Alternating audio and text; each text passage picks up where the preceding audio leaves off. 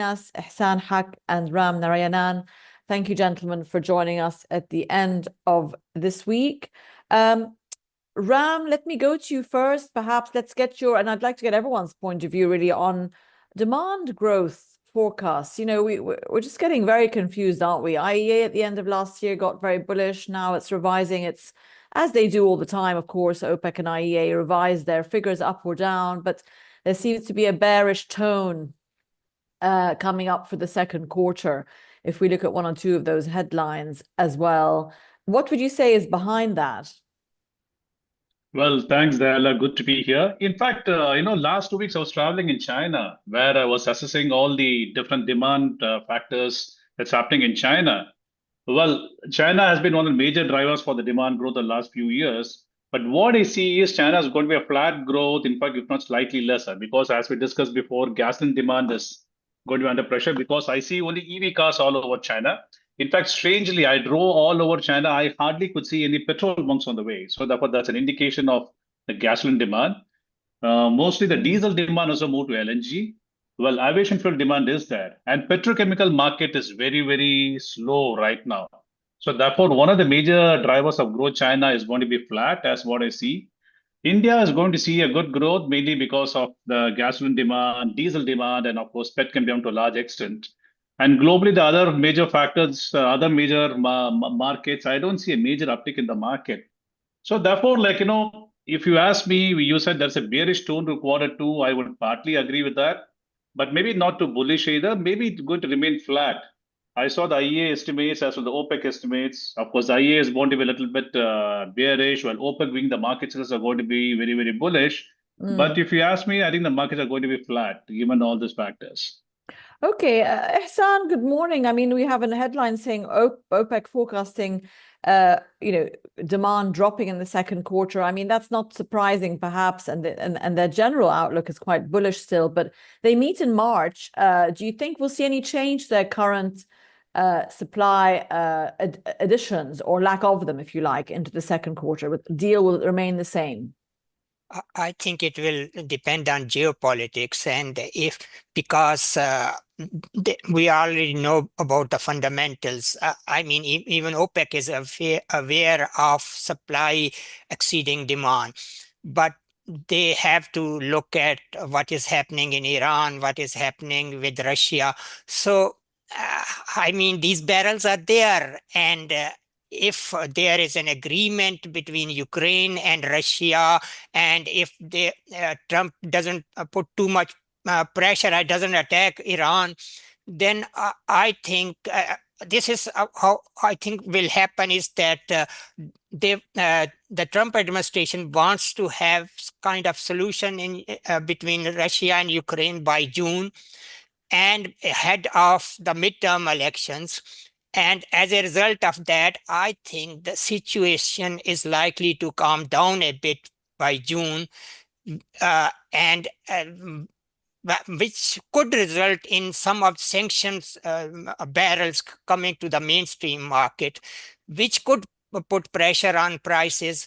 And Trump wants to have lower prices. So let's see how he does with the oil market, but at present it looks likely that he might not attack Iran. Yeah, okay. I mean, we'll wait and see. It is anyone's guess, but certainly the likelihood or possibility of that is definitely giving oil a few dollars premium, isn't it? Risk premium. It's still in there in the price. Charles, Elinas, welcome. Let's talk a bit about North African and then East Med gas as well. I'd like to talk to you. We have a couple of headlines again. Libya, lots of headlines around Libya reopening after many years, really maximizing gas. But you've got some European companies interested, expressing interest to go in there. How positive do you think that is for the gas markets? It is very positive at the moment. As far as the North Africa and Mediterranean are concerned, there seems to be concerted effort by the Americans to get in there. So Chevron has been signing MOUs with every single country in the region. I mean, not only it's present in Egypt, Cyprus, and Israel. Now it's present in Greece. It has signed MOUs with Syria, with Turkey, with Libya. and ExxonMobil is not far behind. So there is a concerted effort to establish a huge American presence in the region. Libya, certainly with the help of the Americans, is being rehabilitated, and we see what is happening in Syria. In Syria, the news today is that the Americans are pulling out of one of their bases and handing it over back to the government. And the government has come into an agreement with the Kurds to take over the oil and gas fields and possibly integrate Kurd militias into the army. All of these are positive things, positive news. Turkey is expanding its gas import capability with more FSRUs, more efforts to find more gas and develop more gas in the Black Sea. It's all on the go. And I see these met coming further up, especially, as I said, with American interest concentrating on the region. In addition to that, the United States is promoting this vertical corridor through Greece to take gas from the Med all the way to Ukraine to replace Russian gas. And that is a big undertaking with huge American political and financial support. Thanks, Charles. I'll get back to you. We'll talk a bit more about that. Ram, I mean, you mentioned China, you mentioned India. From a Russian oil, not gas point of view, we've seen India, quite seriously slash its volumes compared to average volumes last year, where it ramped everything up. So presumably because of its tariff negotiations with the US. Is India cutting itself short by sort of counting that optionality? Does it have a lot of other choice? And what do you think is at risk there for the country? Could it snap back in and take Russian oil at any time, or it's just a tactic? That's right. I think it's more of a negotiation tool. Well, let me take it one by one. Are there options available for India? Yes, it is. If you look at the December numbers and if you look at the January numbers, India's share of Russian oil has come down, but it was not made zero as what has been made it to be in some of the Western media. That's number one. And number two is as I mentioned before in one of our talks, India has got a deep relationship with Russia, not only for oil, but defense also. So in my view, it's nowhere is India is going to cut its optionality from Russia. Maybe it might reduce as a part of a negotiation tactic. That's number two. And well, we haven't seen the final contours of the India-US trade deal. I mean, one of the issues that's been made out to be by USA is India is going to completely cut off Russian oil, which I don't think is going to happen because of all the deep-rooted relationship. So therefore, to answer your question, yes, optionalities are there for India. So India might or maybe will reduce the share of Russian oil, but it's not going to cut out Russian oil because of a deep-rooted relationship with Russia and also for geopolitical reasons also. For let's say India, Russia, and China. That's where it is. Yeah, thanks. Ehsan, I mean, China has been supporting Russian oil in the meantime more than it was. And it's still continuing to take, of course, Iranian oil. So China's still supporting those sanctioned barrels everywhere. Ram was saying that the growth in China looks like it's going to be flat.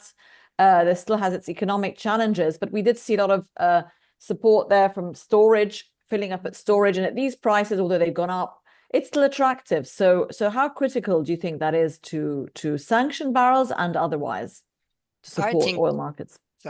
I think China will continue to store oil as long as prices are not too high. And if prices drop, probably they might increase their storage. I mean, it depends on how much storage is still left. But if prices are reasonable, and they have storage, they will continue to store more oil. As far as demand is concerned, I mean, we don't see any mobility, demand increasing in China, but petrochemicals, they are still attracting some barrels, but most of it is going into storage, and storage is a big story.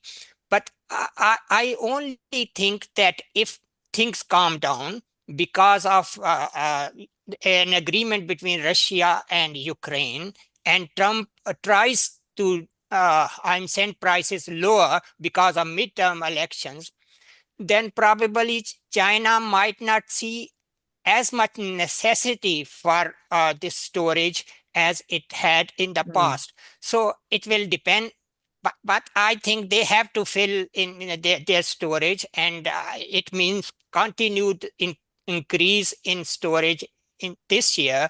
What will happen in 2027 will depend on geopolitics, and Yeah. geopolitics is the biggest story this year. It is. It Can I is. add something? Charles, Can I add yes. something? Okay, go ahead, Charles. I was Because going to 2 come to you days next. ago, 2 days ago, Gulf Intelligence had the roundtable lunch in London. I Yeah. was there. There were Chinese delegates who talked about total storage in China now going towards 500 million tons. And they said that China is about to add another 100 million tons storage, which will take a fair amount of oil to fill, and driven by low oil prices, but also security concerns, Yeah. security supplies. But somebody jokingly said, is China stockpiling, preparing to do something in Taiwan?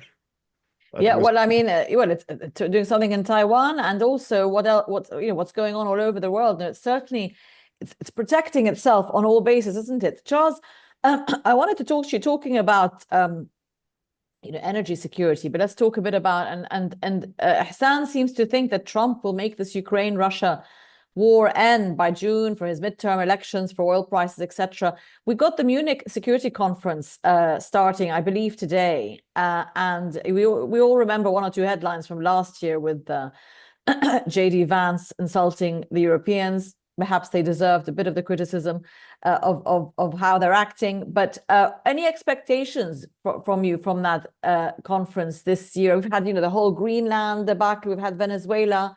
That's not in Europe, obviously, but well, Greenland is. But what did you think is going to be sort of the outcome of that security conference? Do we see any shifts, perhaps, from various European powers or the US? Do you think we'll see anything positive out of it? Charles, I don't see anything major. I mean, the news coming out is that there are still substantial concerns. Europe is still concerned about what Trump is going to do, and Europe, in a way, has been forced into unity. So there is cooperation among the Europeans, forced into that. Whether it really works or not, it remains to be seen. I mean, yesterday they had their economics meeting, the heads of state, and they didn't really come up with anything earth-moving. So Europe is still stuttering. The various countries are still having problems coming together. However, have they approved this multi-billion-dollar new aid package to Ukraine? That was something that they pledged or are pledging. Well, that has been approved, but it's not clear as to how it's going to work out. What was agreed yesterday is that Europe might go into a two-speed Europe. So 9 countries led by France, Germany, and Italy and Spain will come together more closely, especially economically. And the rest that are not willing to concede some control will follow from behind, and Europe will be led by the 9 countries.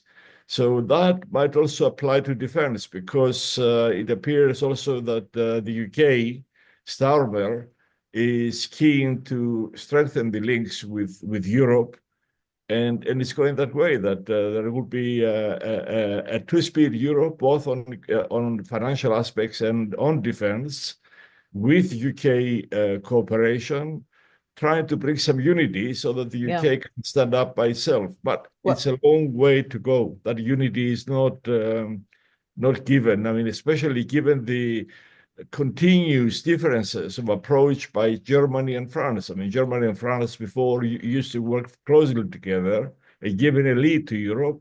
Now they don't always pull together. They move in slightly different directions, and Europe is stuttering in between.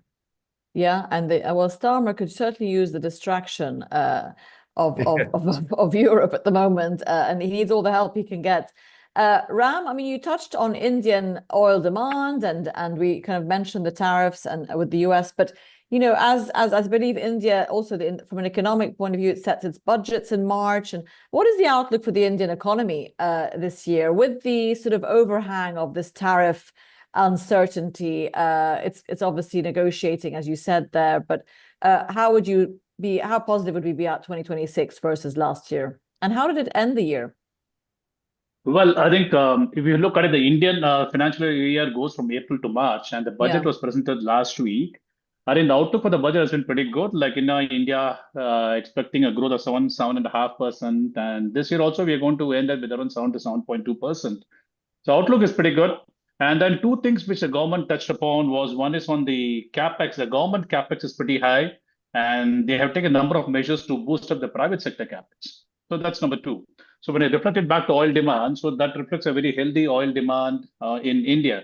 And one another major things which India is slightly different from China is if at all the industrial activity is at its peak, it means a more demand for diesel also. And on top of that, India does not have many electrical vehicles like what China does, so therefore a good gasoline demand, a good diesel demand, as well as aviation fuel demand, and petrochemical growth is also going to be pretty strong in India. So reflecting back to oil demand growth, so I think oil demand growth should be pretty high. So maybe to the extent of 7 to 8% is what we all believe it would be.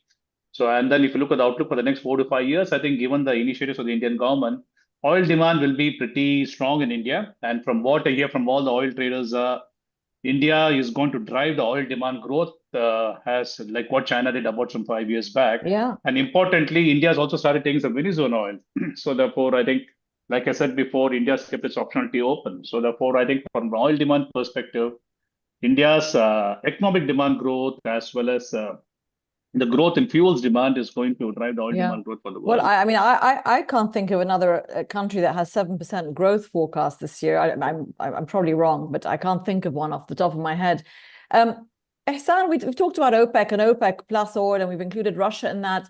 Just give us your point of view, if you can, on non-OPEC production, how it ended last year, of course, including the US and South America and other countries. And going forward this year, is that something that the OPEC group should be keeping an eye on, or are they still sort of dominant marginal producer that can manage this market? I think as far as the US is concerned, capital discipline is of major importance this year because of although they will continue to maintain production at these levels, but they hit higher levels last year than it was expected. Yeah, correct. 13.5, 13.7 even at some point. Yeah. Yes, but the problem is that if prices now start dropping, on the one hand, the Trump administration wants to have lower prices. On the other hand, they want to somehow support their oil industry. So, I mean, similarly, if you look at Venezuela, you need prices of around $50 to support, oil industry in Venezuela. And this is the reason why Exxon said that Venezuela is uninvestable. I mean, you mentioned Chevron. Chevron is investing everywhere, but Exxon is reluctant to invest in Venezuela. Guyana is still a growth story. Brazilian production is increasing, probably not at the same rate this year as was the case last year. And similarly, Canada, Canadian production can be maintained at present prices. So it's mainly the Americas which is pushing oil production up. Norway, I think, will be down this year, and same is the case in other parts of the North Sea. So the America remains a growth story, and it will have impact on even on OPEC decisions. In 2026 and even 2027. I'm sure. Charles, we mentioned Libya at the beginning of the hour and lots of interest. You mentioned Chevron, even ExxonMobil and other companies. Let's talk a bit about the East Med sort of infrastructure. Egypt, Cyprus. We've got some interest from Gulf. They have a BP, ADNOC deal, Egypt gas deal. So apart from American money and American IOC investment, there's been one or two articles about GCC investment also into the East Med gas story. Can you comment on that for us? And is there a lack of capital to really get the whole infrastructure of that going? In Egypt, obviously being a primary one that needs as much help as it can get. Well, I mean, certainly Qatar has been showing greater interest to participate, and is participating in new projects, investing in new projects, especially in cooperation with BP. But ADNOC also is doing the same. It's not a case of the East Med requiring capital. It's more a case of finding the projects to invest in. The big developments have already happened. I mean, for example, the Leviathan development is happening now. It has been sanctioned by Chevron, and it's going to the next phase with the idea of exporting all of the gas to Egypt. In Egypt, the oil companies are moving cautiously because of two reasons. One is the debt the country owes to the oil companies, and even though this year some of that debt has been repaid, the concern is, will Egypt maintain payments? So that's a question. The second question is the gas price. The gas price that Egypt pays to the oil companies is far too low. It was set soon after the development of Zohr and hasn't changed ever since. And for example, Chevron is in negotiations with Egypt to export gas from the Aphrodite gas field in Cyprus to Egypt. And that project might happen, but it's really dependent on the gas price. They're trying to get a better gas price, and it's not clear. So even though And are they locked into that, or do they have the flexibility to change that gas price? They have, because they have the gas price. Egypt agreed with Israel in the New Deal, the 35 billion, 140 BCM of gas. The new gas price underlying that deal is about $7.50 per million BTU, and the other companies are now saying we want the same. And I think Egypt has no choice but to perhaps negotiate something like this. So the interest to invest, the interest to get involved more in Egypt is there, and it's increasing, with Chevron and ExxonMobil going even further into new blocks. But to unleash that and see developments, Egypt has to deal with these two big issues: the payments and the gas price. Yeah, payments, money. There's our survey question for today about sort of continuous forecast from the IEA and OPEC. Which one would you align your expectations more with the IEA's continuously revised OPEC outlook, which just revised slightly downwards, its most recent one, OPEC's outlook, or will demand disappoint both forecasts? Obviously, they're both diverging, but will we see demand actually not meet even the lowest of those? So what is the sentiment there? And let's see what we get from that. Ram, just back to you on the gas story. I know that's not necessarily your specialty, but again, we've seen a lot of LNG flows as well from the US into Europe onto Asia. I mean, just from a South Asia gas demand as well and gas security point of view, let's look a bit at South Asia, countries like Pakistan and others, again, who have monetary issues as well, affordability issues. Would you see that how is South Asia and even other Southeast Asian countries positioned this year as we go forward for their gas intake and competitiveness? Okay, I think in South Asia, Bangladesh is predominantly depends upon gas. India is increasing its gas consumption, and similar as Pakistan, as far as my numbers goes. I'm not too sure about other countries. But yes, I think if you look at other countries, I think the crisis about 2 years back did hit them economically also.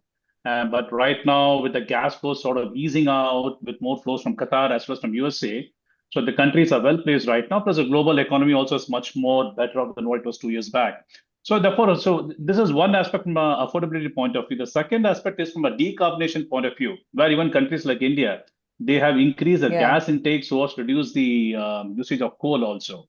So therefore, but gas, you need the infrastructure, the pipe infrastructure, as well as the port infrastructure, which has been built up.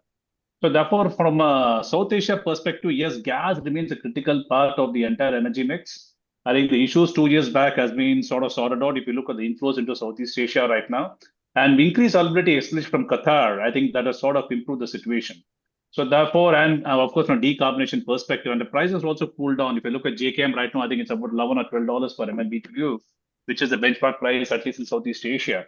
So yes, putting all this together, I think gas inflows to Southeast Asia will improve, will go up actually, and yeah, and will become an important part of the mix for all the countries.